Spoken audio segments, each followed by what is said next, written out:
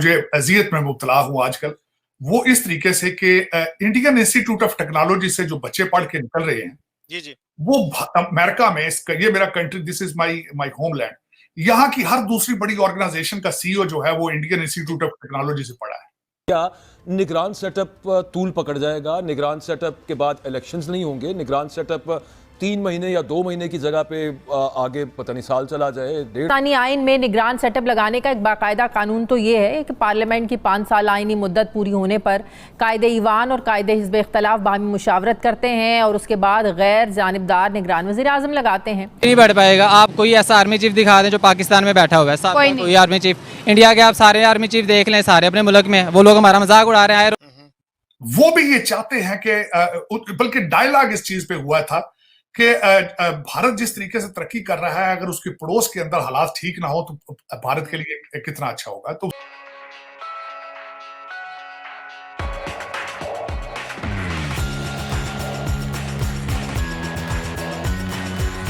Ji, ji. Indian institute of technology जो है वो हार्वर्ड से ज्यादा पुराना नहीं है, वो कैम्ब्रिज और ऑक्सफोर्ड से पुराना नहीं है।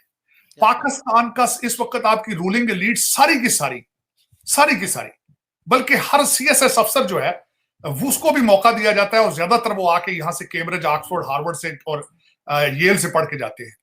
लेकिन वो क्या सीख के जाते हैं? मनी लॉन्ड्रिंग सीख के जाते हैं, फ्रॉड सीख के जाते हैं, धोखा देना सीखते हैं, पाकिस्तान का खून चूसना सीख कर जाते हैं।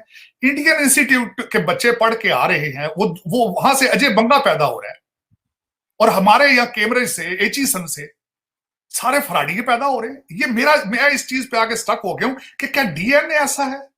ये क्या वजह है कि 400 साल पुराने इंस्टीट्यूशन है और उनकी डिग्रियां आपके ऊपर बेअसर हैं, वो आपके ऊपर से गुजर रही हैं। आप यहां से जब वापस जाते हैं तो दिल दिमाग यहां छोड़ जाते हैं, वहां जाके तो फिर पाकिस्तान के लोगों का कत्लेआम करते हैं, खून चूसते हैं उनका। आप जाके मुझे इस बात की समझ नहीं आ रही। आप कह रहे हैं कि लोगों को, मैं सिर्फ इस चीज पे, मैंने बल्कि इस पे रिसर्च कर रहा हूं। मैं in the future I am planning to go to these institution and meet these educators there, कि यार जब पाकिस्तानी बच्चों को एडमिशन देते हो तो क्या सिखाते हो उनको? लूटना। आपका हर इस वक्त रूलिंग एलीट जितनी की जितनी है सारी फॉरेन एजुकेटेड है और बर्तानिया और अमेरिका की टॉप यूनिवर्सिटीज में से है।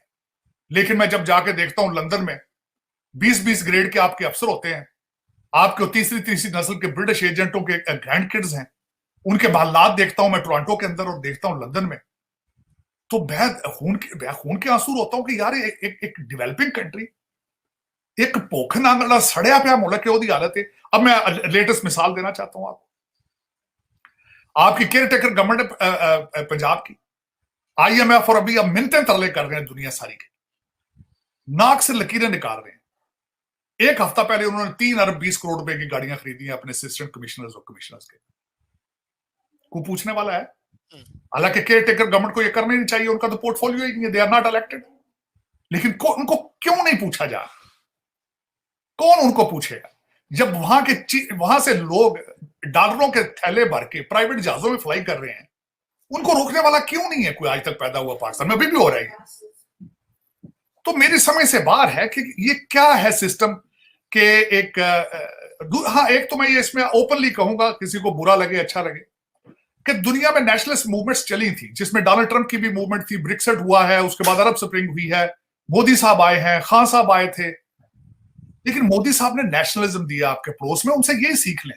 सबने ये इससे एग्री किया था कि भारत की तरक्की में ये जरूरी है कि उसके पड़ोस के अंदर भी अमन हो और वो भी सर्वाइव करें।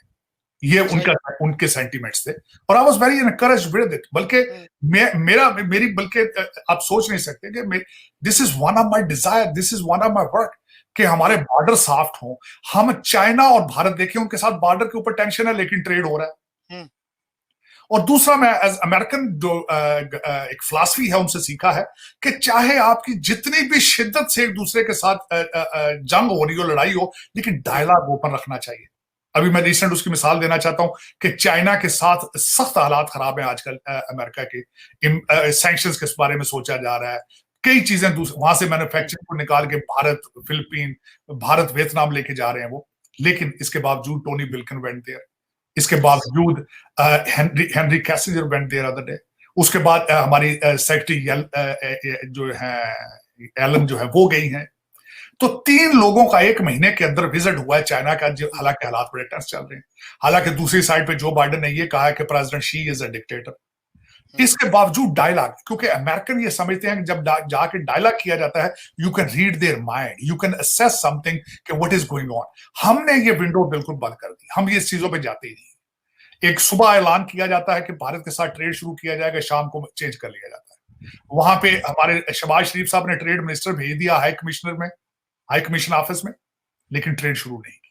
हम लोग, पाकिस्तान का सबसे बड़ा सेटबैक ये है, प्रोजेक्ट शुरू कर लेते हैं, फॉलो बैक नहीं करते, उनको फॉलो नहीं करते। अब उसमें ये बहुत जरूरी, पाकिस्तान के सर्वाइवल के लिए इतना सख्त जरूरी है कि भारत के साथ ट्रेड किया जाए। मैं उसको छोटी मिसाल देना चाहूंगा, भारत से चीजें दुबई जाती हैं, दुबई से होकर पाकिस्तान आ रही है, आप ये देखें उन पे फ्रेट कितना आ रहा है। और दूसरा, पिछले दिनों में लोगों ने सोचा था, सोच रहे हैं, बल्कि सारे फॉरेन एजुकेटेड हैं, उन्हें पता है कि भारत के साथ जब तक हम ट्रेड नहीं करेंगे, आप तरक्की की अलग बात है, आप सर्वाइव करना मुश्किल हो जाएगा।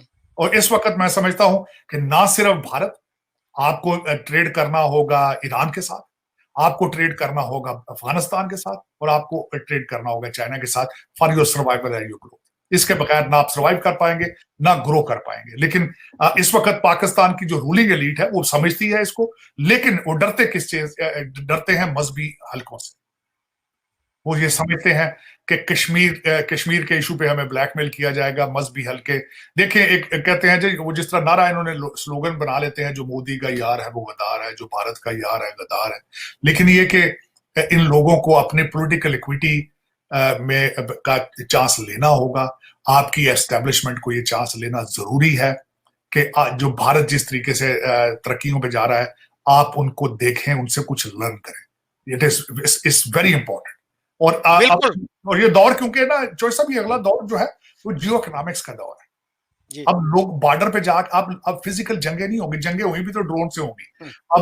अब लोग एक दूसरे की इकोनॉमी के साथ जंगें करते हैं, करेंसी के साथ जंगें करते हैं, उनकी प्रोडक्ट के साथ जंगें करते हैं। तो मेरे ख्याल में इस वक्त ये पाकिस्तानी लोगों को सोचना होगा कि भारत के साथ अपना बॉर्डर साफ करें, रिलेशनशिप ठीक करें और ट्रेड करें उनके साथ। देखिए, फार्मास्यूटिकल, इस वक्त भारत पूरी दुनिया को दवाइयां सप्लाई कर रहा है। यस, पूरी दुनिया। आपको दवाइयां वहां से इंपोर्ट करें, आप वेजिटेबल्स इंपोर्ट करें, दूसरी चीजें इंपोर्ट करें।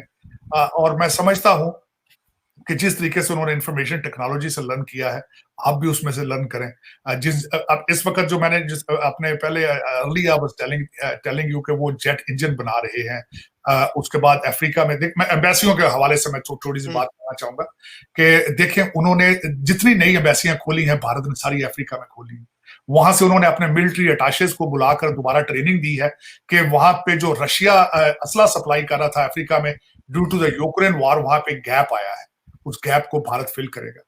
तो आपको भी चाहिए कि अपनी अगर एम्बेसियां खुली रखनी है तो उनको परफॉर्मेंस बेस्ड, उनको टारगेट दिए जाएं, उनको कहें कि अगर वहां आप हमारी एक्सपोर्ट बढ़ाएं, आपको उनको इनिशिएटिव दें, अगर नहीं दे रहे तो उनको वापस बुला लें, या एम्बेसियां बंद करके पाकिस्तान का खर्चा बचाएं। तो उनका कोई ना कोई ब्लॉगर आ रहा होता है कि हाँ जी आप अपने मुल्क का आर्मी चीफ दिखाएं, हम क्या उन्हें दिखाएं, कुछ भी नहीं, सारे आर्मी चीफ गए निकल गए, किसी का कोई हिसाब किताब नहीं अभी तक हुआ। कोई करेगा, ज़ाहिर बात से पकड़ा जाएगा और वो अब सॉफ्टवेयर अपडेट हो जाएगा, जिसे कहते हैं आप। हाँ, ये तो बात है, लेकिन हमने पूरे दुनिया में दहशतगर्दी के नाम से जो है बदनामी कमाई, ठीक है, और इंडिया ने पूरी दुनिया में अपनी इकोनॉमी को डेवलप करके दुनिया के 5th लार्जेस्ट इकोनॉमी बन गया। दोनों की शुरुआत एक साथ हुई है और पाकिस्तान इतना पीछे। जी, पाकिस्तान ने इतना पीछे सिर्फ इसलिए क्योंकि हर साल ये एक नया तराना रिलीज़ कर रहे हैं और वो लोग अपने मुल्क के बारे में सोच रहे हैं। हम लोग हर साल तराना रिलीज़ कर रहे हैं और हमारी आर्मी अपनी टांगें उठा कर दिखा रही है कि हाँ जी आज भी हमारी टांग ऊपर है उनसे। सिर्फ हमारी टांग ही ऊपर रही है और हम ऊपर नहीं रहे, हम सबसे पीछे रह चुके हैं। अब अफगानिस्तान के साथ पाकिस्तान को कैसा सलूक करना चाहिए कि ताल्लुकात बेहतरी की तरफ जाए? हम हर एक के साथ लड़ाई कर रहे हैं, हर एक के बॉर्डर पे अपनी फौजें भेज रहे हैं, बकाया ममालिक तो दोस्ती कर रहे हैं। मैं पिछले दिनों न्यूज़ देख रहा था कि हमारी जो अपनी कराची को पुलिस है, SHO, DSP वगैरह, वो खुद मिली हुई, जब बाहर स्मगलिंग हो रही है। ज़ाहिर बात है स्मगलिंग करेंगे बाहर, जब चीज़ तभी जानी जब आपके मुल्क के लोग मिले होंगे, वरना उनकी क्या जरूरत है कि वो आपके मुल्क से कुछ चीज़ बाहर लेके जा सके। जब हमारी A to Z हर चीज़ को हम फोकस कर रहे हैं तो किसी की जरूरत नहीं वो हमारे मुल्क से कुछ चीज़ बाहर लेके जा सके या बाहर से आ सके। हम खुद ही बाहर भेजते हैं, बाद में हम खुद ही उन्हें दहशतगर्द कह दें, तो ये तो बात ठीक नहीं है ना।